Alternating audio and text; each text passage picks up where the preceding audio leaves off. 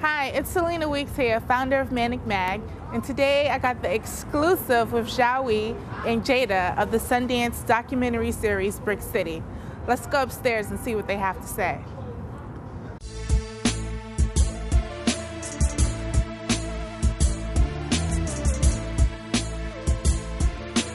We're sitting here with Jiwe and Jayda of the Sundance Channel series Brick City.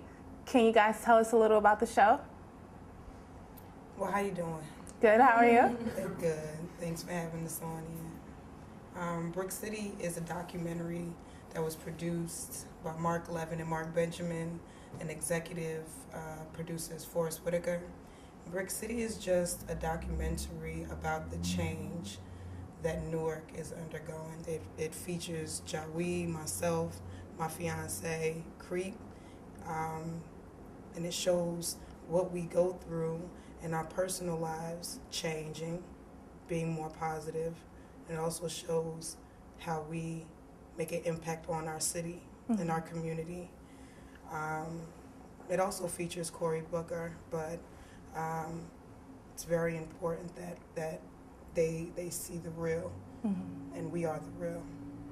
How did you two get involved in the show, Brick City? I actually met Mark Levin and Mark Benjamin back in 2004. I had reached out to them because they were the filmmakers who did Bang and Lil Rock, which was an HBO series. And I was actually at the time working with another filmmaker, a local filmmaker in Newark, that was working on a documentary called Soldiers of Darkness. And we had hours and hours of just, it was like grimy footage, just, you know, in the street stuff. And we tried to do something with it. So I reached out to them, basically just told them like who I was, and they came to Newark and met with us. How has Brick City impacted your life?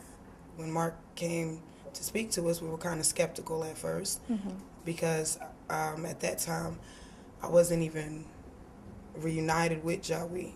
Actually, Mark and Mark reunited us. We were separated from him going to jail and me having some tough times. We were separated for like 2 years. There's more resources available to us, which in turn like allow us to help the people that we're mentoring, because it's really hard to make those things happen without finances.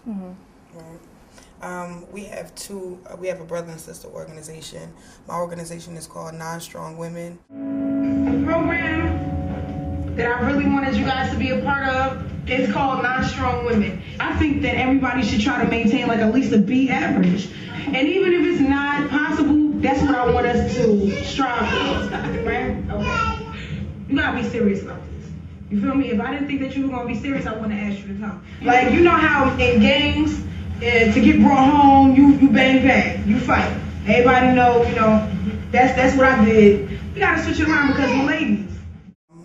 Jiwe has the young boys in the community, which are also, some are involved in the gangs, Bloods, Crips. They don't discriminate. I want to take a couple of minutes to introduce y'all to a young man. He's going to talk about some things that he's experienced in his life. I'm no different than many of y'all. I was a high school athlete. That was my ticket out of the hood, out of Essex County, college. And that's what I went to school to do, play ball. And in a matter of 2.5 years, I was first team Black College All-America, Associated Press, Sports Network, led the entire country in kickoff returns and touchdowns. So I went in and accomplished all that I went there to do.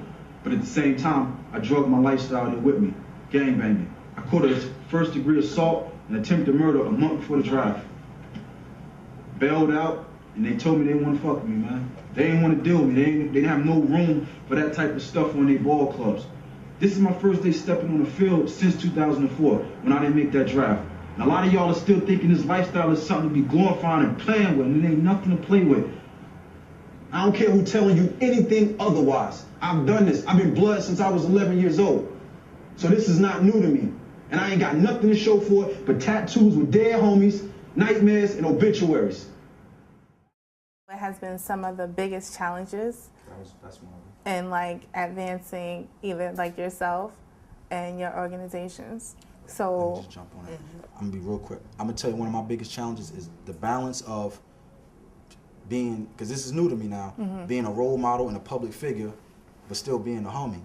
That right there is hard for me, because I'll be around my homies and sometimes, things will be happening, and I was like, in the back of my mind, like, I need to go ahead and get up out of this situation. You know what I'm saying? Like, that's hard because you still had that love for your homies. Right. But at the same time, when you become a public figure, sometimes it's forced on you. You know what I'm saying? And with that comes certain responsibilities. So that's something that I deal with, is trying to find that balance of still being there with my homies, still, because I enjoy the camaraderie, but knowing how to not be in too much where I'm jeopardizing, you know what I'm saying, that being a public figure. That's difficult for me. There are people watching this, and maybe they might want to support financially, or maybe, they want to come to some of your programs to like volunteer and help out with the kids. How can they? You can reach us via email, nonstrongwomen@gmail.com. You have to spell everything out, N-I-N-E, strong, W-O-M-E-N, @gmail.com. You can also follow me on Twitter. I'm at Jayda, J-A-Y-D-A, capital N-S-W. Best way to contact me is through my website, jiweera.com. Is Jiweera, and you can get at me on Twitter @TheRealJiwe. Spell it out as it sounds, The Real Jiwe. Okay. Peace. Well, thank you guys. I appreciate you for being here today. Anytime. Thank you.